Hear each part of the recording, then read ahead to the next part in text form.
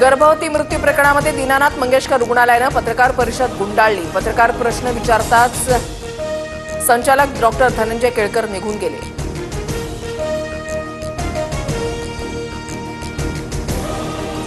शासकीय समितीचा अहवाल अद्याप आमच्याकडे आलेला नाही। अहवाल आल्यानंतर मत मांडू। दीनानाथ मंगेशकर रुग्णालयाचे संचालक डॉक्टर धनंजय केळकरांची प्रतिक्रिया। तर रुग्णालयाचं सर्व सीसीटीव्ही फुटेज आणि कागदपत्र पोलिसांना दिल्याची माहिती।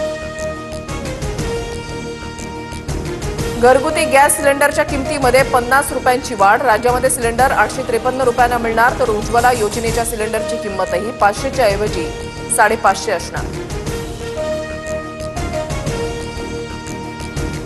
पेट्रोल डिझेलवरील उत्पादन शुल्कामध्ये 2 रुपयांची वाढ। मात्र देशभरात पेट्रोल डिझेल महागणार नाही। हा खर्च पेट्रोलियम कंपन्या उचलणार। निर्णयाच्या अर्ध्या तासानंतर सरकारचं स्पष्टीकरण। ग्राहकांना दिलासा। देशभरात सोन्या चांदीचे भाव किंचित कोसळले। 24 कॅरेट सोन्याचे दर प्रतितोळा 88,230, 22 कॅरेट 80,878 प्रतितोळा, तर 1 किलो चांदीची किंमत 88,870 रुपयांवर।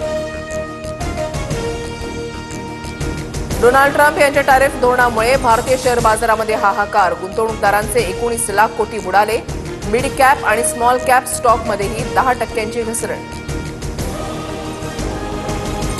हजपूर्वी भारत पाकिस्तानसह 14 देशांच्या व्हिसावर सौदी अरेबियाची तात्पुरती बंदी। जूनपर्यंत निर्बंध कायम राहणार। उष्णतेमुळे होणाऱ्या मृत्यूच्या घटनांची पुनरावृत्ती टाळण्याच्या पार्श्वभूमीवर निर्णय।